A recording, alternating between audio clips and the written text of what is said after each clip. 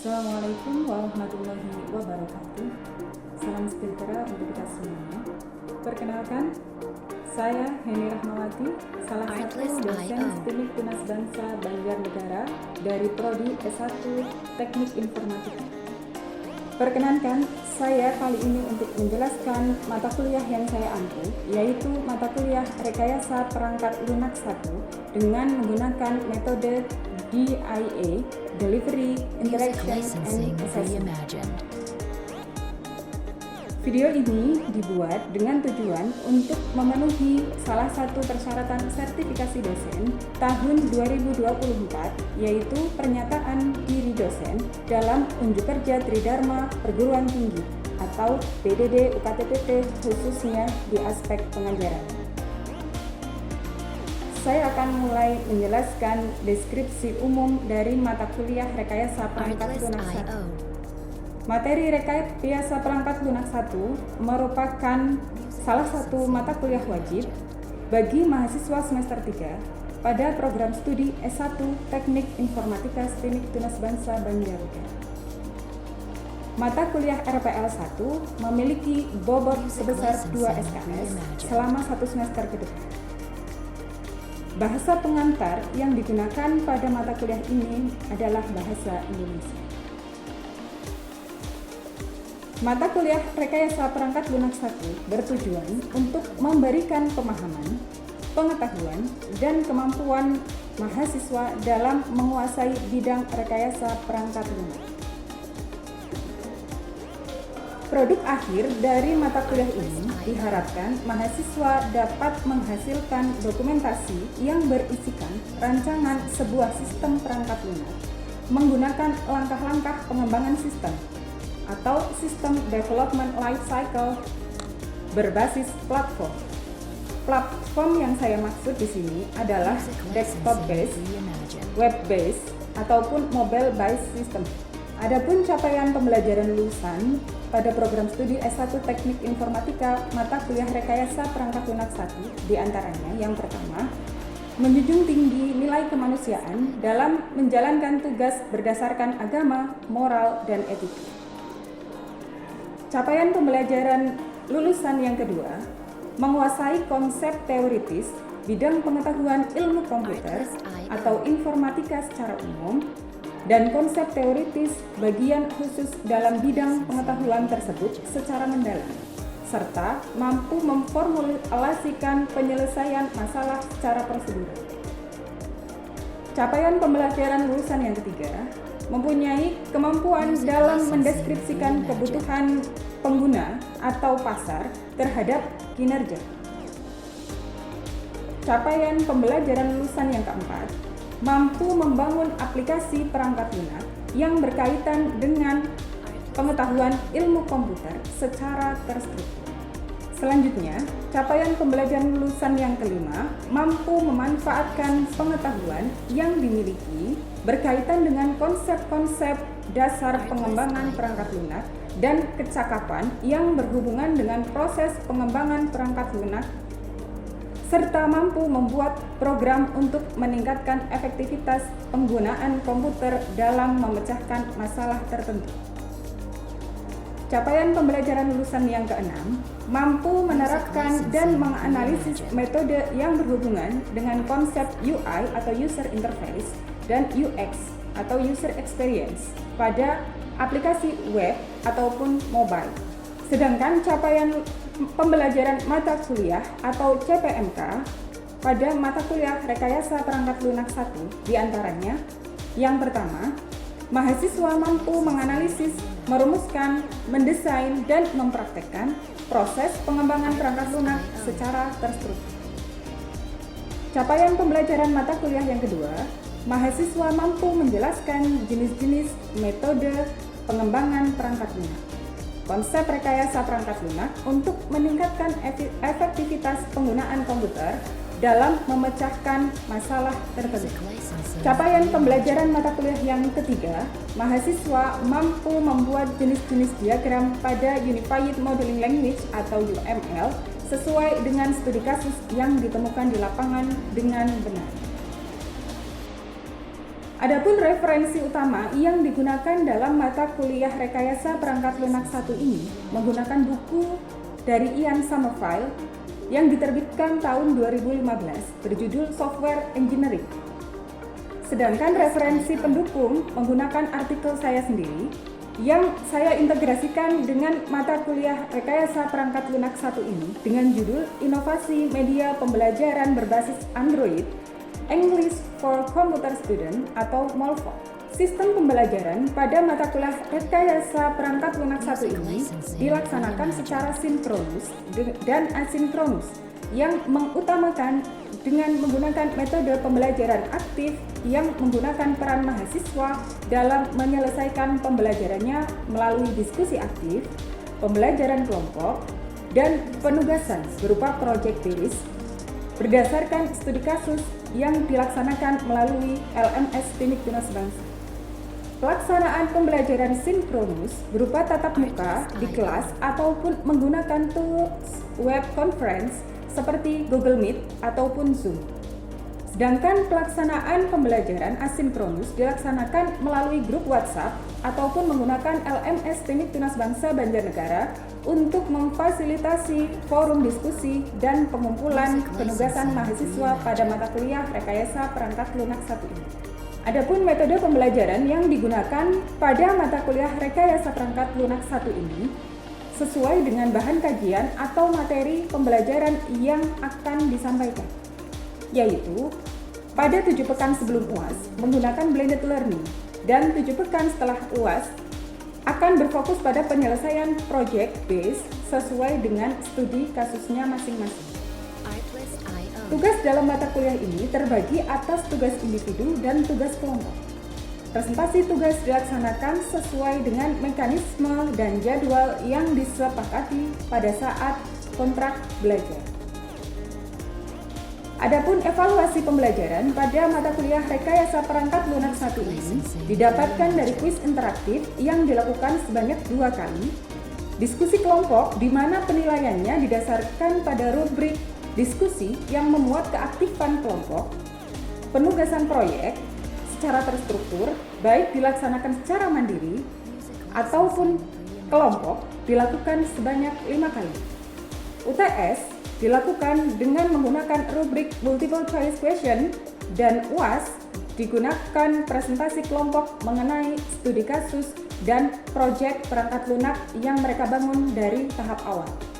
Bobot nilai pada mata kuliah Rekayasa Perangkat Lunak 1 ini adalah 10% penugasan, 20% kehadiran, 30% UTS, dan 40% UAS. Dengan total pembobotan 100%. Demikian informasi yang bisa saya sampaikan mengenai mata kuliah Rekayasa Perangkat Lunak 1 untuk mahasiswa program studi S1 Teknik Informatika STIMIK Tunas Bangsa Banjarnegara. Berikut merupakan cuplikan dari proses pembelajaran yang saya laksanakan secara sinkronis tatap muka di ruang kelas. Selamat menyaksikan. Assalamualaikum warahmatullahi wabarakatuh. Waalaikumsalam warahmatullahi wabarakatuh. Oke, apa kabarnya teman-teman hari ini? Alhamdulillah. Alhamdulillah, luar biasa. Semangat sekali ya untuk memulai mata kuliah kita di pagi menjelang siang hari ini. Oke, teman-teman, hari ini kita akan membahas mengenai sebuah mata kuliah yang mungkin teman-teman sudah familiar ya. Rekayasa perangkat lunak. Nah, kira-kira nih dari teman-teman apakah ada yang sudah tahu apa itu rekayasa perangkat lunak? Belum. Oke, mari kita akan pelajari bersama ya. Apa itu rekayasa perangkat lunak? Oke, teman-teman, sebelum kita mulai pembelajaran di pagi menjelang siang ini, alangkah baiknya untuk kelancaran pembelajaran pada pagi menjelang siang ini kita mulai dengan berdoa bersama. Berdoa dimulai. Berdoa selesai. Terima kasih. Mari kita lanjutkan.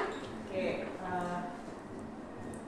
Nah, sebelum teman-teman mengenal apa itu rekayasa perangkat lunak, terlebih dahulu saya sampaikan capaian pembelajaran untuk pertemuan kita pagi hari ini. Oke. nantinya teman-teman diharapkan mampu menganalisis konsep dari rekayasa perangkat lunak beserta deskripsinya pada studi kasus yang ditemukan di lapangan secara tepat. Nantinya teman-teman diharapkan sudah bisa menganalisa kira-kira permasalahannya apa sih yang terjadi di lingkungan teman-teman semuanya mungkin. Nah, nanti kita akan bahas bagaimana cara menganalisa sampai dengan teman-teman bisa membuat deskripsinya. Gitu ya. Oke, untuk pemanasan. Kira-kira teman-teman tahu nggak sih apa itu software engineering? Apa itu software engineering? Ada yang tahu? Ada yang tahu? Lupa? Tidak tahu? Oke. Software itu? Engineering? Software engineering itu? Rekayasa? Perangkat lunak. Oke, tentunya sobat judul kita pada pagi hari ini. Software engineering adalah rekayasa perangkat lunak. Oke. Nah, apa itu rekayasa perangkat lunak? Ada yang tahu? Rekayasa perangkat lunak. Apakah perangkat lunaknya kita rekayasa? Ya. Oh iya, tentu saja. Oke. Untuk lebih mengenal apa itu rekayasa perangkat lunak, kita simak dulu. Oke. Nah, ada yang kenal? Kenal. Apa ini? ChatGPT. Bagus. ChatGPT. Pernah pakai? Pernah sering. Oke, jujur ya. Always. Oke, ChatGPT. Kita selalu mengandalkan yang namanya ChatGPT. Nah, kenapa kok ChatGPT? Kenapa kok kalian pakai ChatGPT? Karena dapat membantu. Dapat membantu. Membantu apa? Membantu Menyelesaikan tugas tentunya. Oke, bagus. Oke, ChatGPT. Tahukah teman-teman bahwa ChatGPT itu merupakan sebuah pengembangan dari rekayasa perangkat lunak? Pengembangan dari perangkat lunak. Iya enggak? Ya. Oke, waalaikumsalam. Silakan ditutup pintunya. Oke. Kita lanjutkan ya. ChatGPT di sini berfungsi untuk membantu teman-teman semuanya dalam menyelesaikan tugas. Iya. Tapi ChatGPT ini merupakan sebuah pengembangan dari perangkat lunak pastinya, karena dia terbuat dari perangkat lunak tentunya. Oke. Contoh lain, kalau misalnya teman-teman tahu yang sering kita ketahui bersama. Teman-teman ada yang pernah ke rumah sakit? Pernah. Kira-kira di rumah sakit pelayanannya masih manual atau menggunakan sistem? Menggunakan sistem, dari mulai proses antrian, pendaftaran sampai dengan nanti masuk ke ruang dokter gitu ya. Nah, semuanya menggunakan sistem, iya enggak? Ya. Nah, biasanya kita sebut dengan sistem informasi rekam medis. Jadi teman-teman nggak perlu curhat di bagian pendaftaran, nanti teman-teman sudah masuk ke ruang dokter, teman-teman sudah tahu didiagnosa apa sama dokter, jadi nggak perlu dicatat berulang-ulang. Kita pakai yang namanya sistem informasi rekam medis. Kemudian ada yang namanya sistem informasi akademik. Semuanya menggunakan? Iya, sistem informasi akademik. Gunanya buat apa? Kira-kira teman-teman pakai sistem informasi akademik buat apa aja? Akses nilai, betul. Terus mengisi KRS. Terus satu lagi? Apa lagi? Pengajuan cuti, bisa nggak? Bisa. Lihat KHS? Bisa. Oke, itu masuk ke dalam bagian dari sistem informasi akademik. Kemudian, nah ini yang tidak bisa kita jauhkan dari kehidupan sehari-hari. Sistem informasi retail atau manajemen. Teman-teman pernah ke supermarket? Pernah setiap hari. Oke. Biasanya kalau di supermarket itu di bagian kasir menggunakan sistem nggak? Iya. Nah, dapat kita bayangkan kalau misalnya di bagian kasir tidak ada sistem. Apa yang akan terjadi? Lama, betul. terus akan terjadi antrian yang panjang sehingga konsumen tuh mungkin merasa kurang puas gitu. Pelayanannya terlalu lama. Nah, makanya dibutuhkan sebuah sistem informasi retail atau sistem informasi manajemen. Oke, sampai sini paham ya contoh-contoh yang Bu Eni sampaikan tentang perangkat lunak? Sistem informasi akademik, sistem informasi rekam medis maupun sistem informasi retail. Oke, teman-teman ada yang bisa kasih contoh selain ketiga sistem ini, kira-kira sistem apa yang biasanya teman-teman pakai? Sistem informasi akuntansi. Sistem informasi akuntansi, pinter. Gunanya untuk apa, Mbak Meta? Keuangan. Untuk memanajemen keuangan. Oke, bagus. Oke, kita lanjutkan ya. Nah, tadi teman-teman sudah tahu contohnya, kasusnya setiap hari juga teman-teman sudah merasakan. Nah, sekarang kita pelajari definisinya. Nah, apa itu software engineering? Software engineering itu rekayasa perangkat lunak, ya. Adalah disiplin ilmu yang berkaitan dengan pengembangan, perancangan, produksi, pengujian, pemeliharaan dan manajemen perangkat lunak. Jadi di sini ada banyak tahapan.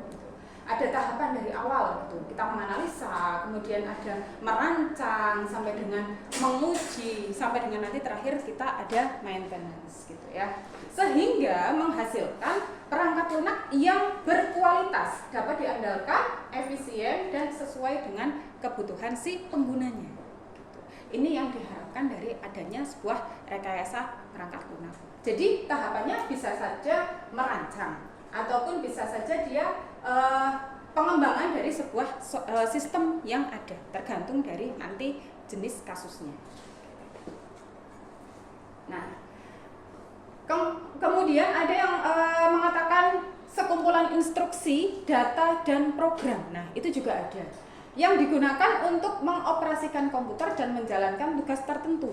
Nah, tugasnya tentunya sesuai dengan si usernya tadi. Contohnya tadi misalnya rekam medis, berarti dia digunakan untuk menjalankan tugas sebagai sebagai rekam medis tentunya. Kemudian istilah software merujuk pada aplikasi, skrip, dan program-program yang berjalan di perangkat. Nah, ini software itu dapat kita artikan sebagai aplikasi atau skrip gitu ya, dan program-program yang berjalan di perangkat. Contohnya mungkin software lain selain yang sudah saya sebutkan. Contoh software kalian ada di menemui dalam kehidupan sehari-hari. Contohnya ada di HP. Contohnya apa? WhatsApp. Terus Instagram, Telegram. Selain media sosial, Google, Brimo, wah iya Brimo, andalan kita semuanya ya. Nah, itu merupakan contoh-contoh yang merujuk kepada sebuah software atau perangkat lunak.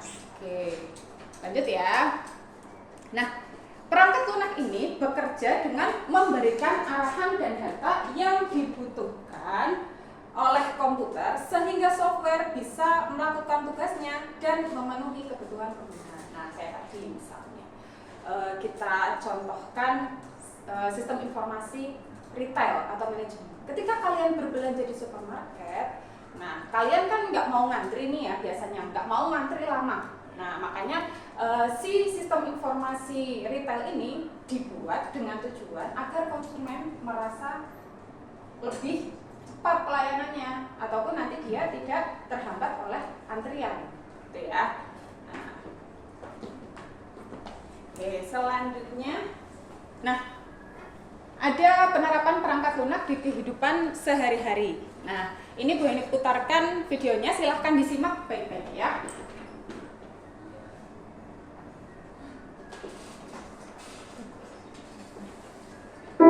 Selamat menyaksikan.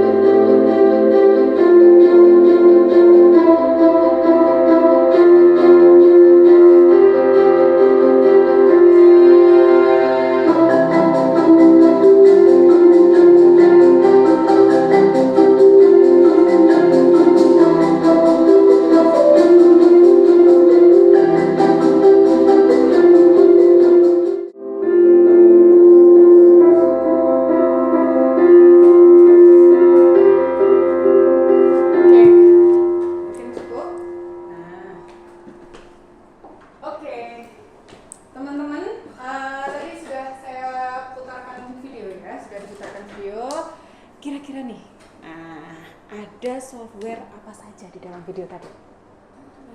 Banyak sekali ya, kompleks sekali ya. Oke. Ada conclusion dari video tadi. Nah, software apa saja yang sudah kalian lihat pada video? Sebutkan satu aja. Google Maps. Facebook. Netflix. Terus? Iya, Facebook. Terus? Aplikasi buat payment, buat pembayaran tadi ya. Dia cuman scan, terus dia nggak mengeluarkan uang cash gitu ya. Nah, oke. Kemudian, apakah Anda pernah menggunakan salah satu software tersebut? Contohnya misalnya pembayaran, contohnya ya. Misalnya sekarang teman-teman nongkrong di kafe gitu ya, nongkrong di kafe mau ngerjain tugas, itu pembayaran dari si kafe tersebut sudah cashless atau nggak pakai uang cash gitu ya, sudah pakai QRIS atau pakai Dana dan lain-lain. Sudah menggunakan teknologi software ya. Kemudian digunakan untuk keperluan apa? Nah, manfaat apa yang kalian peroleh dari penggunaan software tersebut? Kenapa kok pakai software tersebut? Lebih mempermudah urusan gitu ya. Jadi tadi di video juga disebutkan ada orang yang pekerjaannya diganti dengan robot. Iya enggak? Iya. Oke. Paham ya sampai sini? Paham. Oke, kita lanjutkan. Nah, karakteristik dari sebuah perangkat lunak. Yang pertama, tidak terlihat atau invisible. Apa itu perangkat lunak yang tidak terlihat? Apakah perangkat lunak bisa kita genggam? Tidak. Oke. Kemudian tidak abadi atau not permanen. Kenapa? Karena seiring berjalannya waktu sebuah perangkat lunak itu akan dikembangkan. Iya, akan dikembangkan. Kemudian mudah direplikasi atau replicate, mudah diduplikasi. Misalnya ada sistem informasi akademik di STIMIK, tapi kita akan membuat sistem informasi akademik di kampus lain. Sama nggak? Sama. Ya. Kemudian abstrak. Abstrak itu tak berbentuk. Abstrak. Kemudian rentan terhadap kesalahan. Jadi kadang kalau kalian ngoding itu ya, ada error-errornya. Ya memang karakteristik dari sebuah perangkat lunak. Nah, itu merupakan sebuah kewajaran. Kemudian tujuan dari rekayasa perangkat lunak itu sendiri apa sih? Nah, yang pertama kita menjamin kualitasnya gitu ya. Dari segi fungsionalitas, performa maupun keamanan dan keandalan. Jadi sebuah software itu memang harus andal. Kemudian pemenuhan kebutuhan pengguna. Nah, di sini ada analisis, perancangan dan pengembangan sesuai dengan requestan dari si usernya nantinya. Yang selanjutnya ada efisiensi dan produktivitas. Lebih menghemat waktu, lebih menghemat biaya gitu ya, dan lebih produktif. Tadi dengan menggunakan perangkat lunak, pekerjaan manusia yang dulunya dianggap susah sekarang menjadi lebih mudah. Kemudian ada inovasi dan kreativitas. Nah, ini dituntut sekarang ada inovasi dan kreativitas. Kemudian, sebelum saya akhiri, ada kesimpulan dari awal sampai dengan akhir yang perlu kita perhatikan. Yang pertama, rekayasa perangkat lunak sudah menjadi bagian dalam kehidupan kita sehari-hari. Iya nggak? Tanpa kita sadari, dari bangun tidur pagi sampai dengan menjelang tidur lagi, kita menggunakan perangkat lunak. Yang kedua, dengan hadirnya rekayasa perangkat lunak ini membawa dampak positif dan negatif bagi para pengguna. Nah, dampaknya ada dua, ada yang positif dan ada yang negatif. Jadi teman-teman bijak-bijaklah dalam memanfaatkan sebuah perangkat lunak. Iya. Mau jadi positif ya teman-teman yang gunakan sendiri. Mau jadi negatif ya teman-teman, kendalinya ada di teman-teman semua. Oke.